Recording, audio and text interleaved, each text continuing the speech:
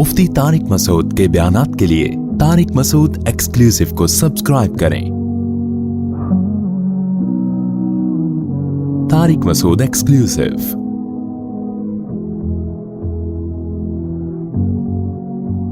खैर इन्नहु ला ययअसु मिन रौहिल्लाहि इल्लल कौमुल काफिरून। बेटों से कहने लगे अल्लाह की रहमत से मायूस नहीं होते मगर वो लोग जो काफिर हैं। तो मैं इतना कुछ होने के बाद भी अल्लाह से मायूस नहीं हूँ। मुझे उम्मीद है अल्लाह मेरे बेटों को मुझसे मिलाएगा। अब फिर ये बेटे चले गए मिस्र में। ज़ाहिर है राशन भी लेना था इन्होंने और एक और काम इनके ज़िम्मे लग गया। तो इन्होंने सोचा कि हम बिन्यामीन को, तो यूसुफ़ अलैहिस्सलाम की तो इनको उम्मीद नहीं थी कि कहाँ से मिलेंगे वो, बिन्यामीन को तो वापस लाने की हम कोशिश करते हैं। तो जब यूसुफ़ अलैहिस्सलाम के पास गए ना, तो इन्होंने अपनी बदहाली जो एक कसमपुरसी थी उसको बयान किया कि यूसुफ़ अलैहिस्सलाम को शायद कोई तरस आ जाए, लेकिन हिम्मत नहीं हो रही कि बिन्यामीन की बात करें। फिलहाल इन्होंने सोचा कि भी राशन तो किसी तरह पूरा मिले, और ये इस गम में और इस टेंशन में जमा पूंजी भी इकट्ठी नहीं कर सके। वजह उसकी ये थी कि ये बेचारे कमाते कहाँ से। जाहिर है कोई तो इनका कारोबार होगा या कोई इनकी मुलाजमत होगी, कुछ तो करते होंगे ना घर में कमाने के लिए, लेकिन अब गम इतने थे कि वो कमा भी नहीं सके। तो इस दफ़ा तो बहुत ही कसमपुरसी की हालत में अब, और फिर एक मुसलसल गम अब्बा का लगा हुआ है। फलम्मा दखलू अलैहि, बस जब ये यूसुफ़ अलैहिस्सलाम के पास आए, क़ालू या अय्युहल अज़ीज़, कहने लगे ए अज़ीज़ मिस्र, मस्सना व अहलना ज़ुर, हमें और हमारे घर वालों को बहुत तकलीफ़ पहुंची है। यानी परेशानियों में, जैसे लोग आ रहे होते हैं ना घर में, बड़ी परेशानी है, एक परेशानी ख़त्म नहीं होती दूसरी। तो घर से मुराद है, घर वालों से मुराद है जो इनके घर वाले यानी इनकी बीवियाँ और इनकी औलादें, तो पूरा ख़ानदान हमारा डिस्टर्ब है। वजीना बिबिज़ातिन मुज़जात, और इस मुसीबत में हम लाए भी थोड़ी सी पूंजी हैं। बिज़ा का माना जो जमा पूंजी है, मुज़जात का माना थोड़ी सी, वो भी पूरी नहीं लेकर आए हम। फ़ाऊफ़ी लनल कैला, आपसे हम एक गुजारिश करते हैं कि हमें कैल पूरा दें। यानी ऐसा ना हो कि इतनी टेंशनों में राशन भी थोड़ा लेकर जाएं और फिर पेट भर के हम खा भी ना सकें और उस कहत से भी मुतासिर हों। ये तो और बड़ा गम हो जाएगा। इंसान गम में हो और उसकी खुराक का भी इंतज़ाम ना हो रहा हो, तो ये तो गम दर गम है ना। फ़ाऊफ़ी लनल कैला, आप हमें कैल मुकम्मल दें। व तसद्दक़ अलैना, और हम पे सदका करें। यहाँ सदक़े से मुराद ये नहीं है कि अलग से खैरात हमको दें, मतलब ये है कि ये थोड़ी आमदन में पूरा राशन दे दें, यही सदका है। अब आप सोचिए कि पैगंबर की औलाद हो, उनमें तो एक खुददारी बहरहाल होती है। अंबिया में तो जैसे इब्राहीम अलैहिस्सलाम में सखावत थी, तो ये तो नस्लों में आती हैं ये चीज़ें, ये तो ब्लड से मुंतकिल होती हैं ये चीज़ें। तो उनके लिए अपनी हाजत को जाहिर करना उस वक्त कितना मुश्किल काम होगा। जो कम खानदान के लोग होते हैं ना, उनको तो भीख मांगने में मज़ा आता है, उनको तो ये कहने में मज़ा आता है कि आप हम पर एहसान करें। लेकिन जो आला ख़ानदान के लोग होते हैं, उनकी ज़बान से ये जुमला निकलना कि हम मोहताज हैं और आप हमारी मदद करें, ये बहुत मुश्किल जुमला है। इसलिए यूसुफ़ अलैहिस्सलाम के भाइयों का इस वक्त जो ये अंदाज़ था ना, वो यूसुफ़ अलैहिस्सलाम समझ रहे थे कि इन पे क्या क़यामत गुजर रही है, ये अल्फाज ज़बान से निकालते हुए। तो क्या कह रहे हैं, ए अजीज़, हमें और हमारे घर वालों को बड़ी मुसीबत पहुंची है और हम थोड़ी सी जमा पूंजी लेकर आए हैं। आपसे गुजारिश ये है कि आप हमें हमारे हिस्से का राशन पूरा दें और हम पर एहसान करें। इन्नल्लाह यजज़िल मुतसद्दिकीन, अल्लाह एहसान करने वालों को बेहतरीन बदला अता फरमाता है। देखें, इन भाइयों को ये मालूम नहीं था कि ये अजीज़ मिस्र मुसलमान है, लेकिन काफिर को भी ये कहा जा सकता है कि अल्लाह एहसान करने वालों को अच्छा बदला दे सकता है। उनको नहीं पता था ये मुस्लिम है काफिर है, लेकिन उन्होंने ये बात इसलिए कही है ये मुस्लिम है या गैर मुस्लिम है, भाइयों को तो नहीं पता था। गालिब तो यही था कि अजीज़ मिस्र है, तो उस वक्त तो मिस्र में इस्लाम नहीं फैला था। तो वो यही उनके जहन में यही था, शरन ये जायज़ है कि आप किसी गैर मुस्लिम को दुनिया की हद तक, कि भाई गैर मुस्लिम अगर किसी पर एहसान करेगा तो दुनिया की हद तक उसको दुआ दी जा सकती है, और अल्लाह गैर मुस्लिम के नेक अमल का बदला दुनिया में दे देते हैं। तो इसलिए उन्होंने कहा यजज़िल मुतसद्दिकीन, अल्लाह सदका करने वालों को बदला देता है, यानी खुदा इसका दुनिया में आपको नेमुल बदल देगा। जब यूसुफ़ अलैहिस्सलाम ने देखा ना कि भाई ये तो बहुत ही कसमपुरसी की हालत में है, तो मुफस्सिरीन ने लिखा है कि यहाँ यूसुफ़ अलैहिस्सलाम से रहा नहीं गया। यानी वो भी एक अपने भाइयों के इस गम को और बाप के उस गम को सुन के بہت زیادہ پریشان ہو گئے اور ان سے رہا نہیں گیا. انہوں نے سوچا کہ اب میں اپنی صورتحال ان کو بتا دیتا ہوں. قال هل علمتم، اچھا یوسف علیہ السلام نے یہاں یہ فوراً یہ نہیں کہا کہ میں تمہارا بھائی ہوں، بلکہ ڈائریکٹ بتایا کہ دیکھو تم نے کیا تھا اور اس کے نتیجے میں تمہارے ساتھ ہو کیا رہا ہے خدا کی طرف سے، تاکہ ان کو سبق ملے. کہنے لگے هل علمتم، کیا تمہیں پتا ہے، ما فعلتم بیوسف واخیہ، کہ تم نے یوسف اور اس کے بھائی کے ساتھ کیا کچھ کیا ہے. بھائی کے ساتھ جو کچھ گھر میں کرتے رہے وہ سب باتیں مراد ہیں. وہ کیا کرتے رہے قرآن میں اس کی تفصیل نہیں ہے، بہرحال حسد تھا تو ٹارچر کرتے ہوں گے. اور یوسف علیہ السلام کے ساتھ جو کیا وہ تو قرآن نے بیان کر دیا. هل علمتم ما فعلتم بیوسف واخیہ، تمہیں پتہ ہے تم نے کیا کیا تھا یوسف اور اس کے بھائیوں کے ساتھ. اذ انتم جاہلون، جب تم ناسمجھ تھے. یہاں جاہل کا اردو والا ترجمہ نہیں ہوگا جب تم جاہل تھے، جہالت ناسمجھی کو کہتے ہیں. تم نے ناسمجھی میں جب تمہیں شعور نہیں تھا کہ کیا کرنے جا رہے ہو، اس کا انجام کیا ہوگا، تو اس وقت تمہیں یاد ہے تم نے کیا کیا تھا یوسف اور بھائیوں کے ساتھ. اب بھائی ایک دم پریشان ہو گئے کہ یہ بات تو یوسف کے علاوہ کسی کو معلوم نہیں ہے کہ ہم نے یوسف کے ساتھ کیا کیا تھا. اور ظاہر ہے جب یوسف علیہ السلام کو دیکھتے ہوں گے تو کچھ شباہت بھی تو بھائی کی محسوس ہوتی ہوگی نا، بات چیت سے بھی اور چہرے سے بھی، اور چہرے میں جو رونق تھی اور بے پناہ حسن تھا، تو ان کو کنفیوژن تو پہلے سے ہی تھی کہ یہ تو ہمارا بھائی لگ رہا ہے. لیکن وہ یہ سوچ بھی نہیں سکتے تھے کہ جس بھائی کو ہم نے کنویں میں ڈالا اللہ اس کو مصر میں عزیز بنا دے گا. لیکن جب یہ بات انہوں نے کہی تو ان کو یقین ہو گیا کہ یہ تو واقعی یوسف ہیں جو ہمارے بھائی ہیں. فوراً کہنے لگے قالوا انک لانت یوسف، کیا آپ یوسف ہیں، کیا واقعی آپ یوسف ہیں.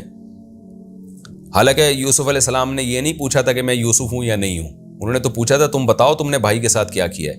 لیکن فوراً وہ حیران ہو گئے کہ یہ بات تو یوسف ہی جانتے ہیں، لہذا انہوں نے پوچھا کہ کیا آپ یوسف ہیں. قال انا یوسف، یوسف علیہ السلام نے فرمایا ہاں میں یوسف ہوں. وہذا اخی، اور یہ میرا بھائی ہے. یہ اس لیے اضافہ کر دیا تاکہ پتہ چلے یہ میں وہی والا یوسف ہوں جس کو تم نے کنویں میں ڈالا تھا، اس نام کا کوئی دوسرا آدمی نہیں ہوں، وہ یوسف جس کا میں بھائی ہوں. وہذا اخی، اور یہ میرا بھائی ہے. قد من اللہ علینا، تحقیق اللہ نے ہم پر احسان کیا. یہاں بھی آپ دیکھیں تواضع، اللہ نے ہم پر احسان کیا. انہ من یتقی ویصبر، اب موٹیویٹ کرنے کے لیے بھائیوں کو دین پہ لانے کے لیے ایک اصول اور ضابطہ بیان کر رہے ہیں کہ اللہ کا قاعدہ یہ ہے کہ جو تقوی اختیار کرتا ہے اور صبر سے کام لیتا ہے فإن اللہ لا یضیع اجر المحسنین، تو اللہ ایسا اچھا عمل کرنے والے کے اجر کو ضائع نہیں کرتے. یہاں مقصد یہ نہیں ہے کہ اپنی بڑائی بیان کرنا کہ ہم نے تقوی اختیار کیا اور ہم نے صبر کیا، یہ مطلب نہیں ہے، بلکہ مطلب کیا ہے کہ قاعدہ بیان کرنا کہ اللہ نے ہمیں تقوی کی توفیق بھی دی اور صبر کی توفیق بھی دی. نتیجہ یہ نکلا کہ اللہ نے ہمیں کیسا نوازا ہے، اور تم نے تقوی اختیار نہیں کیا، صبر بھی نہیں کیا، جس کا نتیجہ تمہارے ساتھ کیا ظاہر ہوا. بھائی فوراً کہنے لگے تاللہ. اب دیکھیں حسد میں ایسا ہوتا ہے کہ جب جس سے آپ کو حسد ہوتا ہے نا، اس کو کسی نعمت میں آپ دیکھتے ہو تو اور جلنا شروع ہو جاتے ہو اور انکار کر دیتے ہو کہ اور زیادہ آپ کو ایک تکلیف ہوتی ہے. لیکن یہاں بھائیوں کے ساتھ جو معاملات ہو چکے تھے نا اللہ کی طرف سے، اس میں ان کی ایسی اصلاح ہو گئی تھی، اتنی ان کو عبرت ہو گئی تھی، کیونکہ تھے بہرحال پیغمبروں کی اولاد، تو ان کو عبرت ہو چکی تھی. اب یہاں ان میں حسد پیدا نہیں ہوا اور انہوں نے کوئی تنزیہ بات نہیں کی، بلکہ دو ٹوک لفظوں میں، واضح لفظوں میں اقرار کر لیا خدا کی قسم اللہ نے آپ کو ہم پہ فضیلت دی ہے، یہ اللہ کی طرف سے انتظام تھا. کہنے لگے تاللہ. یہ بڑا مشکل ہوتا ہے کہ جس سے آپ کو حسد ہو اور آپ اس کے خلاف ساری زندگی لگے رہو، آپ ببانگ دہل اس کے منہ پہ اعلان کر دو خدا کی قسم تم اچھے ہو ہم برے ہیں. یہ بہت مشکل ہوتا ہے، لیکن اللہ کی طرف سے ایسے حالات ہوئے کہ وہ مجبور ہو گئی یہ کہنے پر، اور کہنے لگے تاللہ، اللہ کی قسم، لقد آثرک اللہ علینا، اللہ نے آپ کو ہم پر فضیلت دی ہے، ہم یہ ماننے کے لیے تیار ہو گئے. وَإِن كُنَّا لَخَاطِئِينَ، اور بے شک ہم یقیناً گناہ گار تھے، ہم غلطی پر تھے. قَالَ لَا تَثْرِيبَ عَلَيْكُمُ الْيَوْمَ، یوسف علیہ السلام کا حوصلہ دیکھیں، ذرا بھی طنز نہیں کیا. ایسے موقع پہ وہ یہ کہہ سکتے تھے ہاں مان لیا نا، جیسے ہم ہوتے تو ہم کیا کہتے، مان لیا نا تم نے، اب دیکھا نا، تو اور ٹارچر کرتے. یوسف علیہ السلام نے فرمایا، یوسف علیہ السلام کو پتا تھا کہ ان کو شرمندگی بہت ہو گئی ہے کہ جس سے حسد تھا اسی کے سامنے اللہ کی قسمیں کھا کے سب بیک زبان ہو کے اقرار کر رہے ہیں کہ اللہ نے آپ کو بڑا بنایا ہم پر، آپ عمر میں چھوٹے لیکن اللہ نے آپ کو ہم پر فضیلت دی ہے۔ لیکن یوسف علیہ السلام نے جب دیکھا ان کی شرمندگی کو تو یوسف علیہ السلام کو خیال ہوا کہ اب یہ شرمندہ ہو رہے ہیں، اب ان کو خطرہ ہے کہ میں ان کو ٹارچر کروں گا، میں ان کو تانے دوں گا یا میں ان کو سزا دوں گا۔ فوراً ان کی شرمندگی دور کرنے کے لیے فرمایا لا تثریب علیکم اليوم، تم پر آج کے دن کوئی حرج نہیں ہے، کوئی ملامت نہیں ہے، بالکل ایسے ہو گیا جیسے منسیہ، جیسے میں بھول گیا ہوں یہ غم۔ یغفر اللہ لکم، رہا یہ کہ تم نے مجھے ستایا وہ تو بالکل معاف، اور ظاہر ہے اللہ کی بھی نافرمانی ہے نا، کسی باپ کو بیٹے میں جدائی کرنا، بھائی کے ساتھ اس طرح معاملہ کرنا، تو اللہ سے بھی میں دعا کرتا ہوں یغفر اللہ لکم، اللہ تمہاری مغفرت کرے، وَهُوَ أَرْحَمُ الرَّاحِمِينَ، اور وہ رحم کرنے والوں میں سب سے زیادہ رحم کرنے والا ہے۔ کیا مطلب؟ اس کی یہ صفت ہے کہ جب کوئی توبہ کر لیتا ہے تو وہ اپنے بندوں پر رحم کرتا ہے، یعنی اس میں اشارہ دے دیا کہ جب میں تمہیں معاف کر رہا ہوں، میرے دل میں رحم کا جذبہ ہے، تو اللہ تو ارحم الراحمین ہے، لہذا یہاں بھی تم مایوس مت ہو، کیونکہ جو ارحم ہے، جو زیادہ رحم کرنے والا ہے، وہ کیسے معاف نہیں کرے گا تمہیں؟ جب میں مخلوق ہو کے معاف کر رہا ہوں تو اب اللہ کا خوف بھی مت رکھنا، اللہ بھی تمہیں معاف کر دے گا۔ اذهبوا بقمیصی ھذا، میری اس کرتے کو لے کر جاؤ، فالقوہ علی وجہ ابی، اور میرے باپ کے چہرے پر ڈال دو، یاتی بصیرا، اس کی نگاہیں لوٹ آئیں گی۔ یہ معجزہ تھا یوسف علیہ السلام کا کہ کرتے کو آنکھوں پہ ڈالنے سے اللہ نے بینائی واپس لوٹا دی۔ معجزے کی اور کرامت کی خوب سمجھ لیں کوئی عقلی لاجک نہیں ہوتی۔ معجزہ وہ ہوتا ہے جو پیغمبر کے ہاتھ پہ ظاہر ہوتا ہے، کرامت وہ ہوتی ہے جو غیر پیغمبر کے ہاتھ پہ، جیسے حضرت مریم وہ پیغمبر نہیں تھیں مگر بغیر شوہر کے اللہ نے بیٹا دے دیا، اس کی کوئی سائنٹیفک لاجک نہیں ہے۔ اسی طرح صحابہ، تابعین، تبع تابعین، اور آج بھی بہت سارے بزرگان دین اور تاریخ میں بہت سارے بزرگ ایسے گزرے ہیں، مردوں میں بھی عورتوں میں بھی، جن کے ہاتھ پہ اللہ نے کرامتیں ظاہر کی ہیں۔ تو کرامت کی نسبت اللہ کی طرف ہوتی ہے، بزرگ کے ارادے کا اس میں دخل نہیں ہوتا، خوب سمجھ لیں۔ تو اس لیے یہ جو کرامت کا باب ہے نا، اس میں یہ اعتراض کرنا، یہ تہمتیں لگانا کہ یہ شرک ہے، بہت سی کتابیں ہیں نا ان میں کرامتیں لکھی ہوئی ہیں اہل اللہ کی، تو ان کے بارے میں یہ کہنا کہ یہ شرک کو پروموٹ کر رہے ہیں، یہ من گھڑت قصے ہیں۔ تو من گھڑت قصہ تو وہ ہوتا ہے جس کی کوئی سند صحیح نہیں ہوتی۔ اگر کسی نے اپنا آنکھوں دیکھا حال بیان کر دیا تو من گھڑت قصہ کیسے ہو گیا؟ وہ اس کو کرامت سے تعبیر کریں گے۔ اور شرک اس لیے نہیں ہے کہ اس کی نسبت اللہ کی طرف ہوتی ہے، بھائی اللہ تو کچھ بھی کر سکتا ہے نا، مخلوق نہیں کر سکتی۔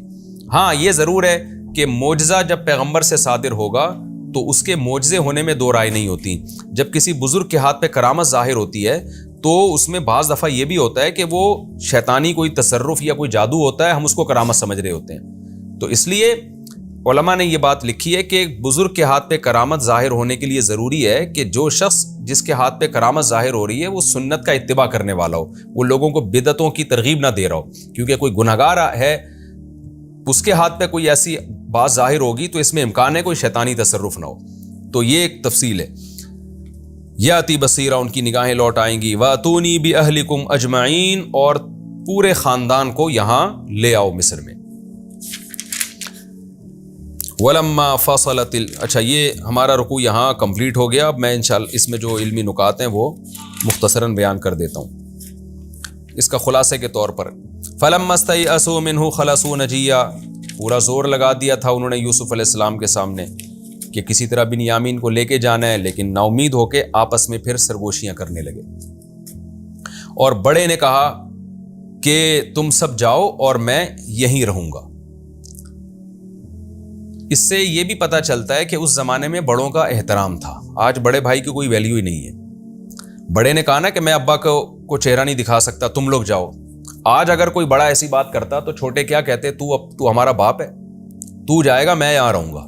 یعنی آج جو سوسائٹی میں چل رہا ہے نا وہ یہ چل رہا ہے کہ بڑے اور چھوٹے کی ویلیو بالکل ختم ہو گئی ہے۔ تو اس زمانے میں اتنی بات تھی کہ بڑے نے جب کہا کہ میں یہاں رہوں گا تم واپس جاؤ، تو باقیوں نے اطاعت کی اور چلے گئے واپس۔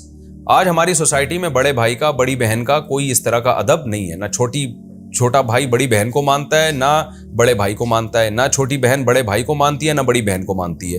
تو یہ بھی ہماری سوسائٹی تباہ و بربادی کی طرف جا رہی ہے، وہ مغربی کلچر جو ہماری سوسائٹی میں آ رہا ہے۔